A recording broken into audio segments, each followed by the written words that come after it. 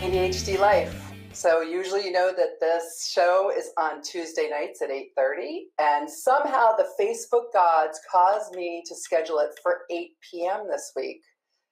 And then I'm doing it live, so that meant that I wasn't really ready to clock when all of a sudden I was getting notifications that I had 3 minutes until I was supposed to broadcast. So here we are tonight, though. We're doing this live. For those of you who are watching on a replay, I took questions ahead of time, and we'll be doing this on a regular basis. So I started the Your ADHD Life podcast. This is now 11 episodes ago. And we've been talking to people in the community who have ADHD, some parents, some adults. I'm still trying to get a couple of kids on here, maybe with some surprises added on to those episodes. We did have my son on, Oliver, for the first episode. And we're still looking for other teachers, professionals, adults who have ADHD, adults who are married to people who have ADHD, parents who have kids with ADHD. Maybe you have a coworker with ADHD that you want to talk about or ask a question about. We're taking it all on. So this show is a show about living with ADHD, whatever that looks like in your life. And one of the reasons that we're doing it in this format is because research has shown that people actually learn better from their peers. Oh, look, it's time for the show. In my life, I set alarms to make sure that I am on time for things. And this one tells me that I have about 10 minutes until the show starts. But unfortunately, Facebook didn't know about my alarm. So we're starting in between Facebook time and my time. So we are looking for people who are affected by ADHD and talking to you about how ADHD affects you, and having guests on who can offer tips and insights, suggestions, and also share some of the challenges that they've had, because likely if they've struggled with it, other people have too. And it really is all about making sure that we don't feel alone in handling some of the challenges that come with ADHD. And also in finding the solutions, because people have amazing solutions. One of the great things about people with ADHD and their relatives, whether they have ADHD or not, is that they often think outside of the box. They're great at problem solving. So I asked this week for people to send in their questions to answer. And it's back to school week. So you know that we got a lot of questions about homework. And my kids just started back to school yesterday and today. Oliver's starting in high school, and his brother is going in as a junior this year. Crazy. And already, I guess, homework's on everybody's mind because parents are gearing up for the battles that are going to ensue.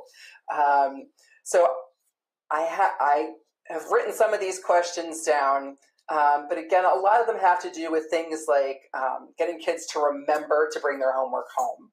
And then on the other side, the next morning, getting them to remember to bring their homework back to school.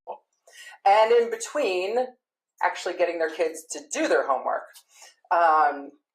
So the first thing that I want to acknowledge about homework is it sucks. That's just the bottom line. Whether you're an adult or a kid, I have to doubt that there's anybody listening who can think about homework and think, gee, that's fun. I love homework. Right? Usually as a kid, you've gone to school all day. You are done. When school is over, it's not school anymore. So, having homework is it's kind of mean. And especially if it's in a topic that you don't really enjoy.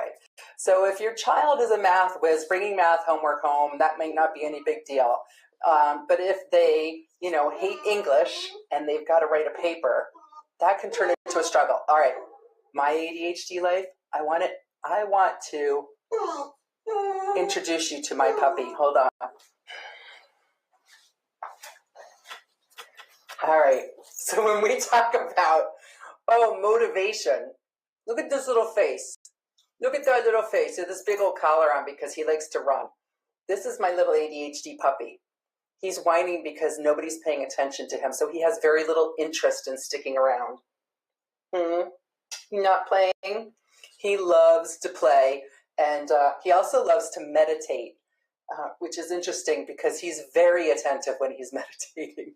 It's probably when he's quietest. He just sits in the backyard and stares off in the sun, and he's also quiet when he's cuddling with mama. So back to homework.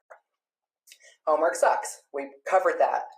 The next thing we want to talk about is, whether you've got another child without ADHD or you grew up in a household with siblings who didn't have ADHD or you don't have it.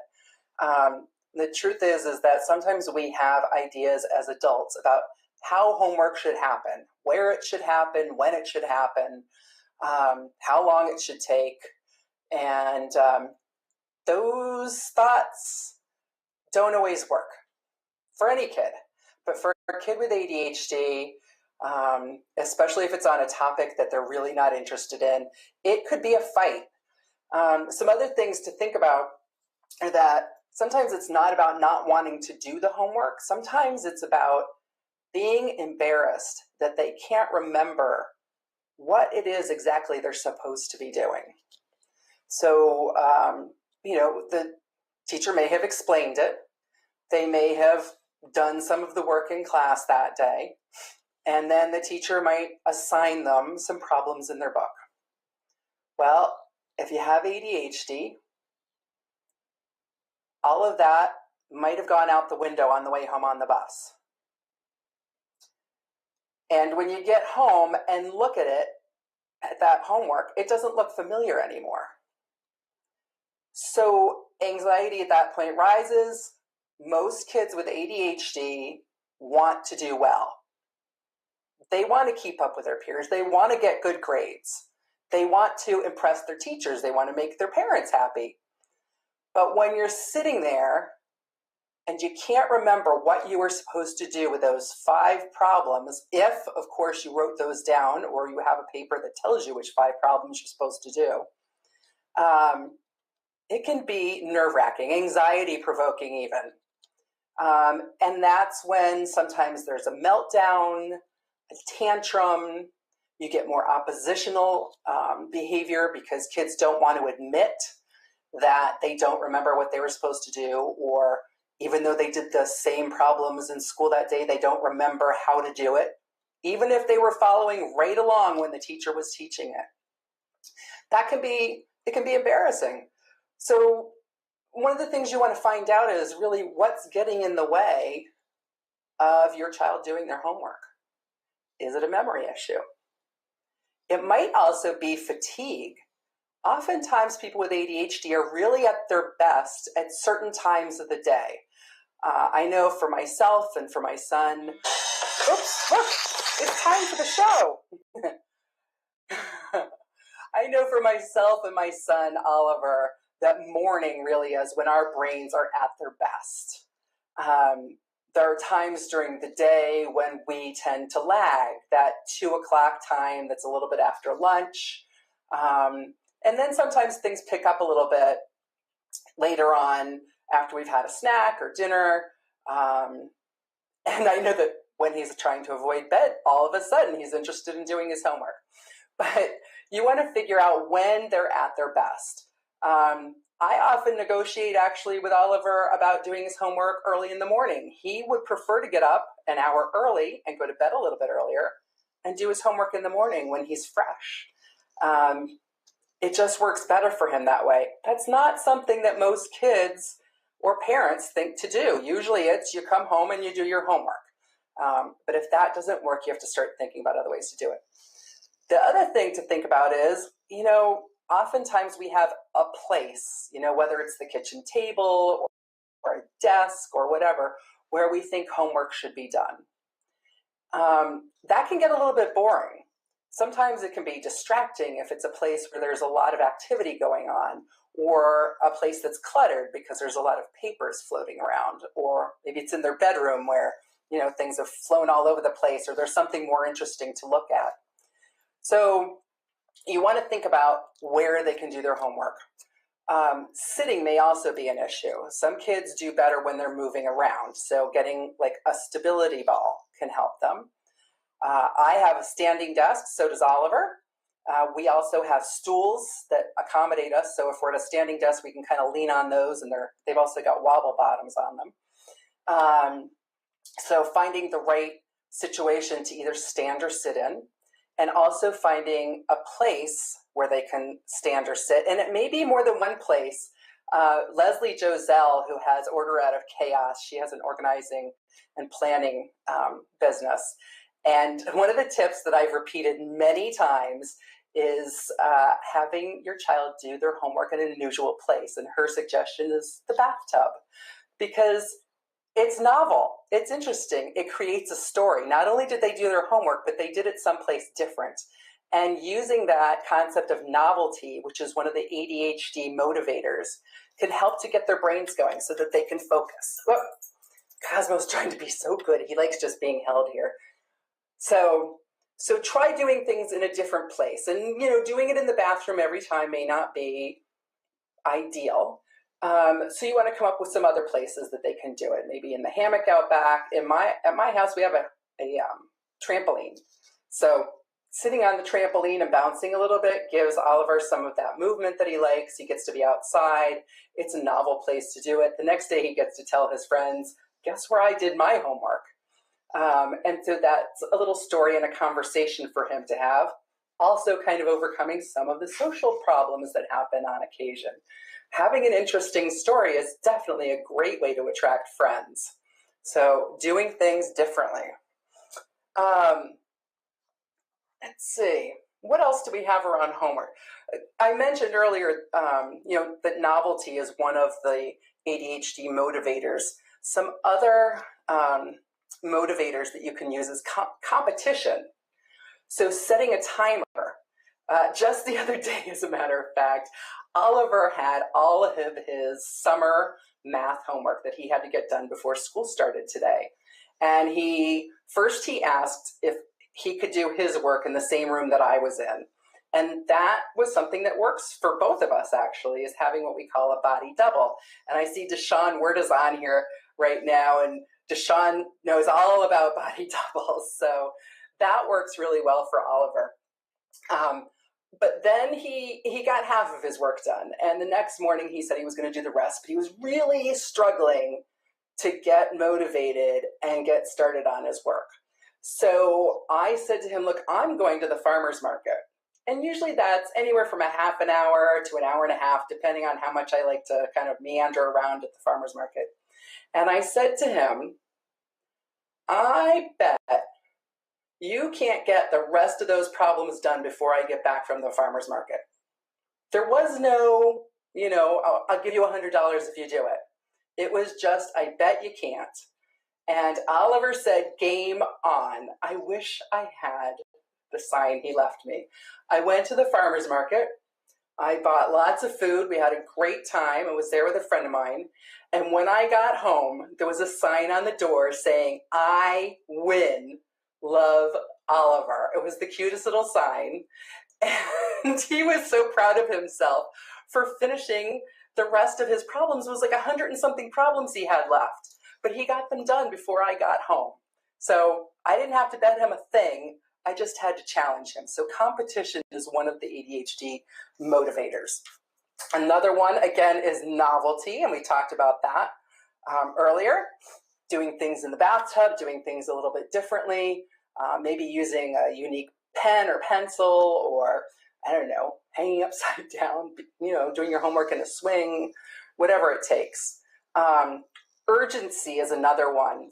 So along with the competition, I also created some urgency for Oliver, and he often finds that that works well for him. He has a timer, and so sometimes we'll set it for a certain amount of time so he can track how much time he's got left.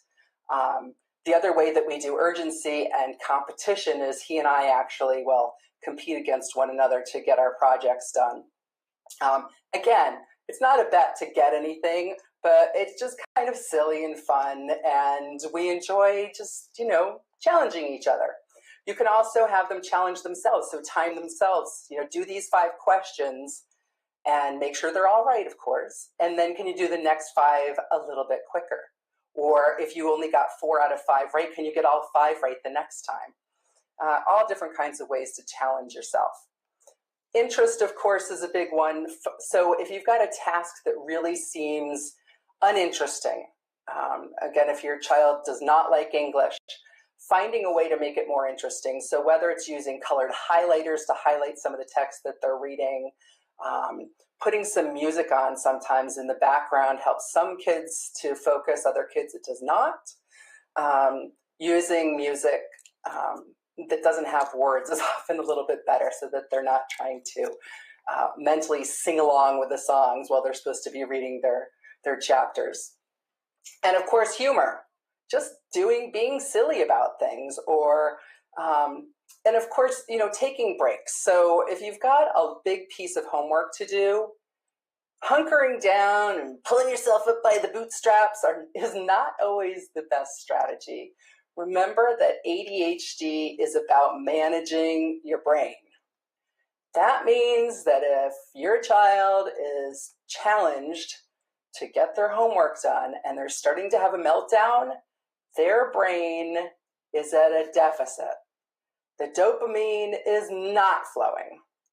Punishing them, chastising them, threatening them, making them feel bad is not working to anybody's advantage. You have to think about what is it going to take to get them activated. That might mean taking a break, playing a little bit, doing things differently, using some of the motivators that we've been talking about to make things more playful and interesting, challenging, novel. But you want to do whatever it takes as a parent, and you want to teach your child how to do it for themselves to turn their brains on, get the dopamine flowing, have them become more interested. They'll feel more motivated. It will not be such a challenge. Sometimes that means also making sure that they've eaten. When we're talking about doing homework either early in the morning or late in the day, if your child is taking medication, you may be battling against the forces of Adderall or Ritalin coming out of their system. So if you're finding that medication kind of wears off at the end of the day, their brain is not in an optimal state for doing homework.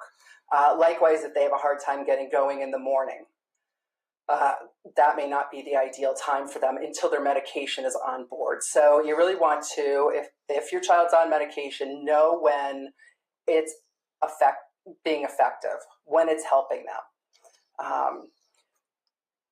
Along with that, another question that did come up from people who sent in emails was around getting kids going in the morning. Summertime, that's often not a problem. Parents want to sleep in too. But when school starts back up again, our kids sometimes have to get up pretty early. And if your child has ADHD, they may have difficulty falling asleep at night, and that can mean difficulty getting up in the morning. Also, even if they do get up in the morning, sometimes their symptoms are kind of all over the place and make it difficult to get them focused on, doing the routines, getting dressed, brushing their teeth, having breakfast, taking a shower, whatever it is that they do in the morning. Something interesting this summer that came out from Ironshore Pharmaceuticals. Actually, if you go to ADHDmornings.com, again, ADHDmornings.com, there is a new medication line out that is specifically targeted to help kids in the morning.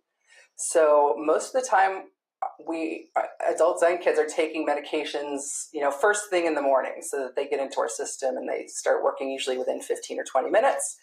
Instead, this medication that Ironshore has, you actually take at night, and it takes 8 hours for it to activate, and then it's in your system. So you take it right before you go to bed, and then you wake up in the morning and it's starting to work.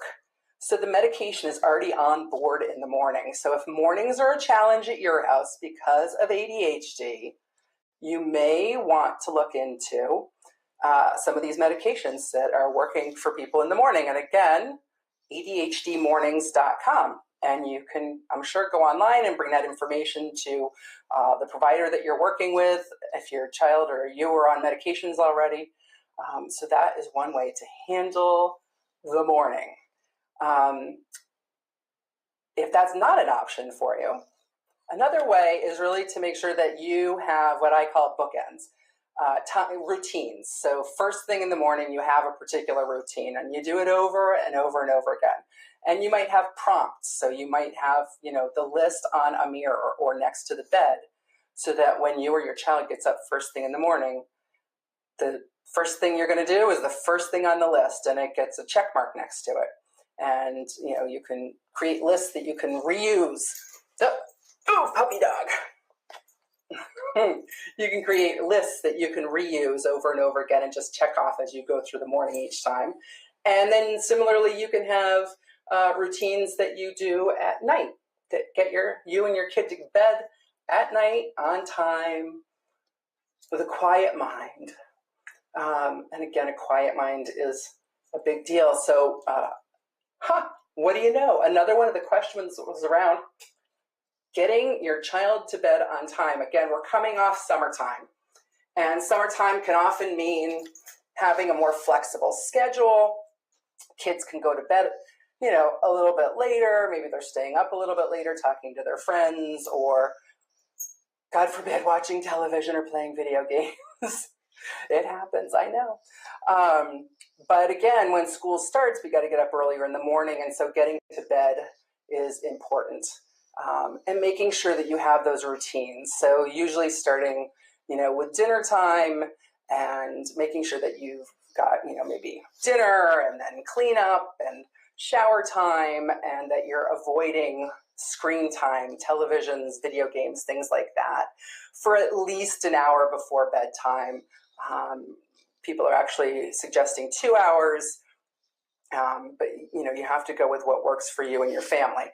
So making sure that you're getting to bed on time. Now, here's a little thing that some kids don't like me to tell their parents. You might think that, 9 o'clock for a middle schooler is a reasonable time to go to bed. Oftentimes, that's about an hour too late for almost any kid with ADHD. My kids have gone to bed early all of their lives. But what we found out was that usually around 8 or 8:30, they are getting tired. And you want to capitalize on that time when they're getting tired, rather than saying bedtime is at, 9 o'clock or 8 o'clock or whatever. Bedtime is at or before a certain time, because when they start to get tired, that's when they need to be going to bed. If they stay awake a little bit after that, their brain's going to start to reactivate, and you've kind of lost your window of opportunity. So getting them to bed early, and they might actually find that their natural waking time is a little bit earlier. And that, again, may play into getting things done earlier in the morning as opposed to late at night, during times when their brain is on, when they're better able to focus, pay attention, feel motivated and interested in things like homework. Let's see. I think I covered actually most of the questions that were asked. Again, it's back to school time, so those were the questions that were being asked the most. I want to mention that we are on Your ADHD Life going to be starting a community group along with the page. And in the future, the plan is that we're going to be having more of the pre-recorded interviews and podcast shows on the Facebook page. And on the group page, I'm going to be scheduling times when I'm going to come on live to answer your questions, or maybe to give you some tips or to tell you about some new fabulous thing that's come out. So you want to be looking for that on the Facebook feed, again, the Your ADHD Life community group. and you'll be finding a lot more information there than we're posting currently on the Facebook feed. But continue watching the feed. We've got awesome stuff. My good friend Jessica has been posting her little heart out, doing a great job. We've got all kinds of content coming up. We've got a new website that we're in the process of building. So all kinds of fun stuff. I don't want to let all the cats out of the bag. There's a whole bunch of surprises that are going to be coming up in the future for Your ADHD Life. And I swear to God, this is the last time I'm going to rebrand. So again, this is Dr. Kirsten Milliken, Your ADHD Life. If you have any questions that you want answered in the future, or just in an email, or you want to be a guest on the show, because again, we're always looking for people to be guests on the show, you can email me at podcast@youradhdlife.com. If you've enjoyed this show, if you've learned something, please make sure and like us on Facebook, on YouTube.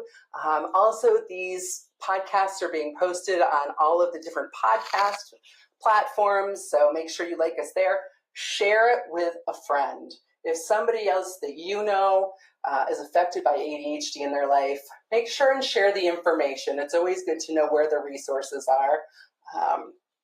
And with that, I hope that you have enjoyed your day and that tomorrow you find all new ways to play. Good night. If you've enjoyed the show, please like us on Facebook at facebook.com/Your ADHD Life. You can find us every week live on Tuesdays at 8:30 p.m. Eastern Time on Facebook Live at facebook.com/Your ADHD Life. This is Dr. Kirsten Milliken. Until next time, have fun and find ways to play.